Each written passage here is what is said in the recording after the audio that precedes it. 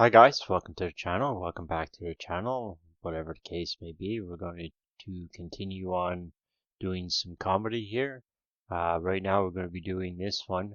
This is Acaster talking about his show, his set, I guess he did on Conan that he didn't do very good. This is on another show. I think it's Seth Meyers, Late Night with Seth Meyers. And he's explaining what went on with that show. If you haven't seen that show, I'm going to put a link somewhere. I'll surprise you. To that show. He was on Conan's show. He did his bit. He didn't seem to do so well. The crowd didn't really take to him very well. And his bit, his routine there. Well, it was funny. I thought it was funny. I watched the clip there. I thought it was funny, but not too many people in the audience thought he was doing too well. So this is his explanation, I guess, and of what went on. So let's find out. Our next guest is a very funny comedian whose stand-up special, Cold Lasagna, Hate Myself 1999, was recently nominated for a Critics' Choice Award. Please welcome to the show, James Acaster. How are you, James? Very well, thank you, Seth. So good to see you. My only regret is that we're not meeting in person. Is it safe to assume that you were zooming in from London? That is not safe to assume. I'm in a little place called New York City. Make some noise!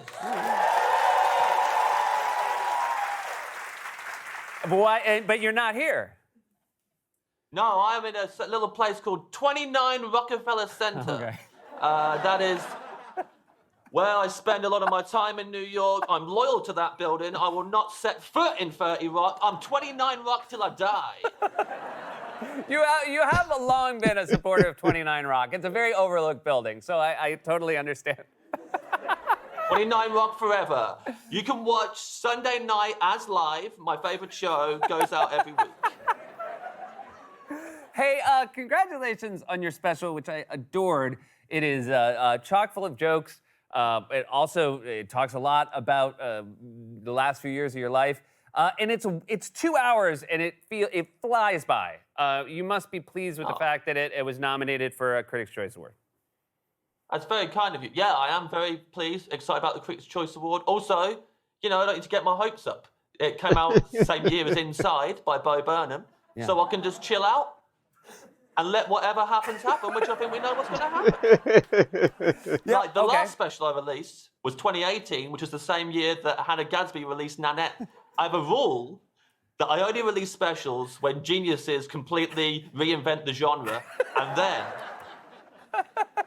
that's when I drop something. Yeah. Because the pressure's off. One thing I would say, none of them have anything on you as far as coming up with a title as inventive as yours. How did you come up with this title? Because I don't think anybody else, any other comedian would have dared call the special this.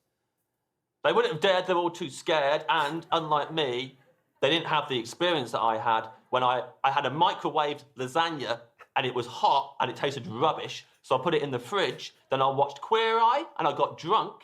And then at 3 in the morning, I was so drunk and teary after watching Queer Eye that the idea of eating the cold lasagna was actually appealing to me.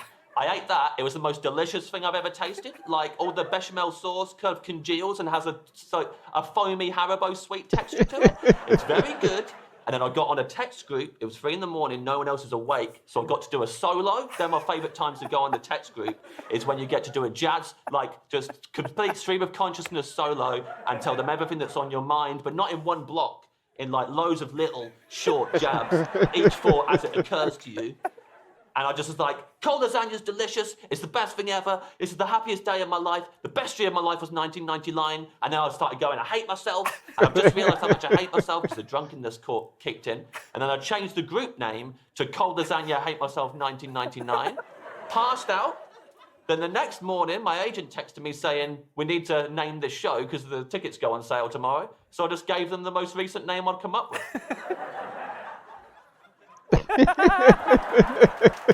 Bravo. Bravo. Now,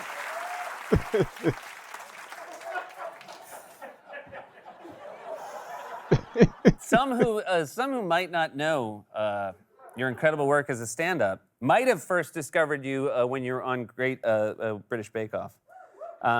You were a meme. You know this now. And it's I know this now. You know this now. It was started making it, had a breakdown, bon appetit. And now this was you. I've heard you sort of blame this on America because this was jet lag induced. Yeah, I was coming back from America. I was jet lagged, and then it turned out to be the first thing that got me known in America. Also, what you guys don't know is all the memes that you love are comedians abroad. That's what you guys don't know. Is that meme with the baby that's like that? That is a really edgy comic from Scandinavia, that baby, who is like, makes Bill Burr look like a wimp. They're all the memes are comedians abroad who you guys haven't heard of. That's why the memes are so funny. But yeah, I was jet lagged, so I did really bad on Great British Bake Off. And then when I said to them, started making it, had a breakdown, bon appetit, I was not lying, that was the truth. And then you lot laughed at it. And it was your fault to begin with because your country's too far away. You've done a lot of panel shows in England, a lot of chat shows. What was your first talk show experience here in the States? Ever heard of a gentleman called Conan? Yeah. Conan O'Brien, his name is. Real piece of work. Real piece of work. I'm glad he's off the air now. I can't remember what happened to him, but he deserves everything he gets. I went on his show, and it went bad. And also, the night before, I had visited a Mexican food truck in LA, and I didn't ask anyone for tips of which truck to go to beforehand.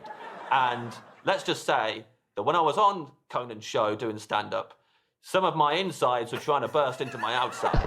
And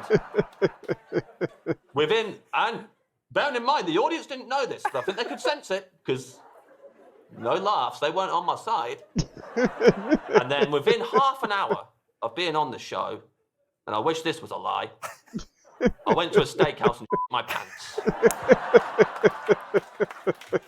Like literally,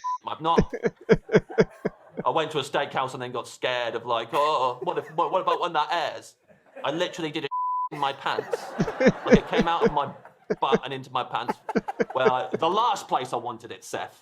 The last place I wanted it. I wanted it either to stay in my butt or to find a new home in a toilet. I didn't want it in the pants I was wearing, which, by the way, in the UK is underwear. But in this case, the got on both. Actually, to be fair, it was a moment that translated across the ocean. Yeah. I both things. Well, and that's Conan's fault, and I'm glad that he will never be on TV again because his show made me myself. Well, I think one thing we can agree on, I hope, at least in your estimation, this has gone better than that. Yeah.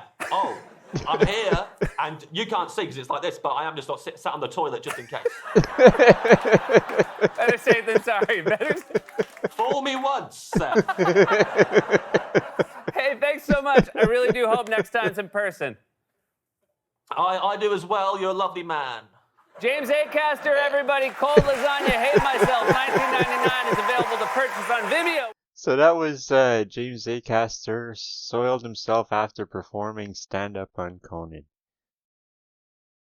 Yeah, he looked like he was soiling himself while performing the stand-up on Conan, but this was a little bit of a redemption. He was pretty funny here, talking about his new show and stuff.